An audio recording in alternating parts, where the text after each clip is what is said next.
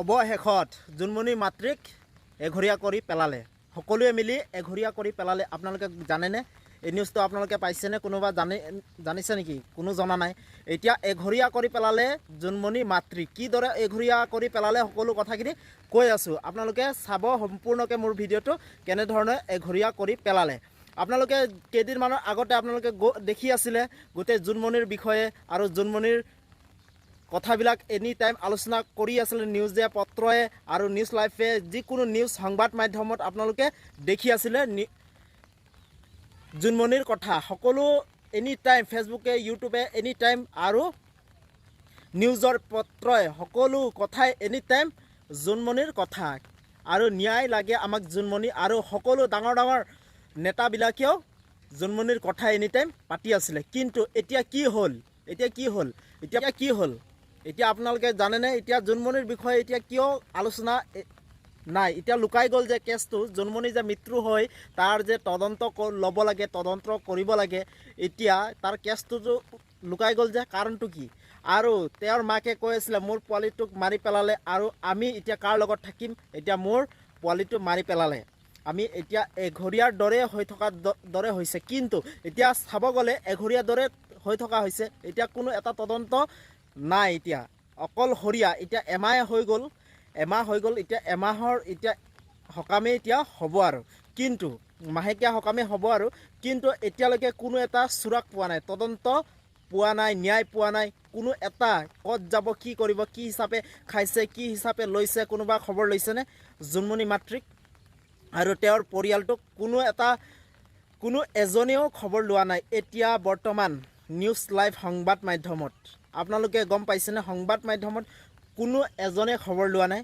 কিন্তু মাজতে any time জোনমণিৰ কথা, কিন্তু এতিয়ালৈকে তদন্ত, এতিয়া বৰ্তমান তদন্ত লুকাই পৰিছে, আপোনালোকে গম পাইছেনে?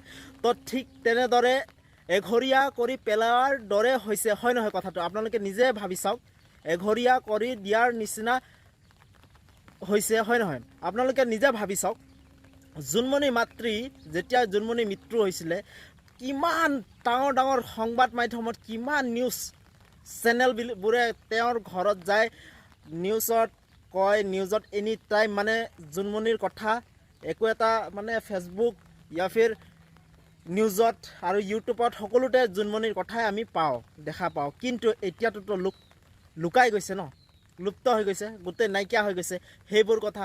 জোনমণি আৰু ডাঙৰ ডাঙৰ প্ৰতিবাদ হৈছিলে, কিন্তু আন্দোলন হৈছিলে, প্ৰতিবাদ, এতিয়াতোতো নাই, সেইবোৰটোতো নাই, চব চেছ, ধ্বংস।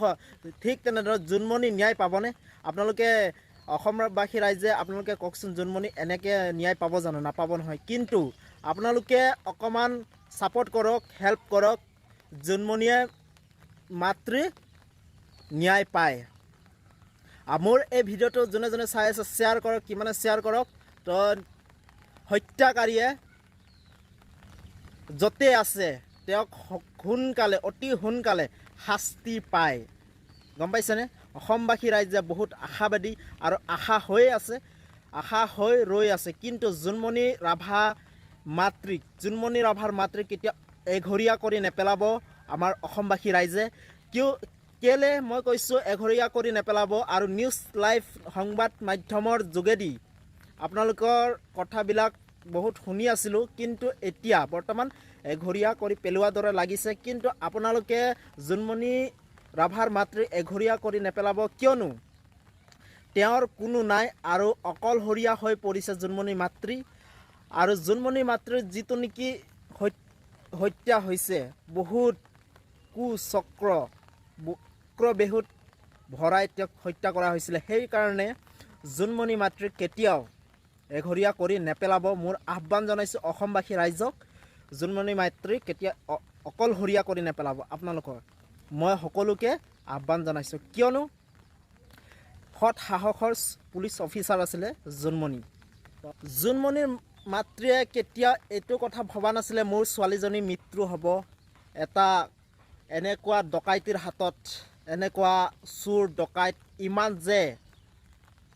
এনেকুৱা যে হত্যা যে হ'ব মোৰ ছোৱালীজনী, কেতিয়া ভবা নাছিলে। কিন্তু এই ডকাইতবিলাকক, হত্যাকাৰীবিলাকক সোনকালে যে শাস্তি পায়, মই ভগৱানৰ ওচৰত প্ৰাৰ্থনা কৰি আছোঁ আৰু সদায় প্ৰাৰ্থনা কৰি আছোঁ। মই ভগৱানৰ ওচৰত সদায়ে প্ৰাৰ্থনা কৰি আছোঁ ভগৱানৰ ওচৰত হত্যাকাৰীয়ে যে শাস্তি পায়। আৰু মই অসমবাসী ৰাইজক মই এটাই আহ্বান জনাওঁ, জোনমণি মাতৃক কেতিয়াও এঘৰীয়া কৰি নেপেলাব, কিয়নো তেওঁ এতিয়া বৰ্তমান কোনো নাই।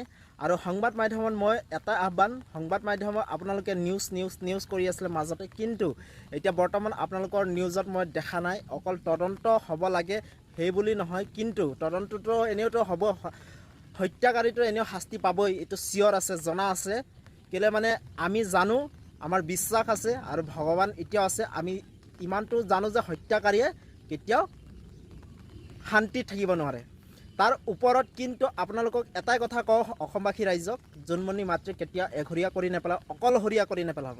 এতিয়া বৰ্তমান অকলশৰীয়া হৈ গ'ল, তেওঁক কেতিয়াও অকলশৰীয়া কৰি নেপেলাব, কিয়নো বহুত পাই আছিলোঁ নিউজ যে পত্ৰই জোনমণি মাতৃৰ কি অৱস্থা আছে। খবৰ লৈছেনে কোনোবা? কোনো খবৰ লোৱা নাই। সেইটো কাৰণে খবৰ লওক সকলোৱে মিলি, আমি অসমৰ ৰাইজে সকলোৱে মিলি জোনমণি ৰাভাক মাতৃক খবৰ ল'ব লাগে। তো মোৰ এটাই আহ্বান, আপোনালোকে যাৰ যি টাইম আছে, সময় আছে, আপোনালোকে খবৰটো ল'ব।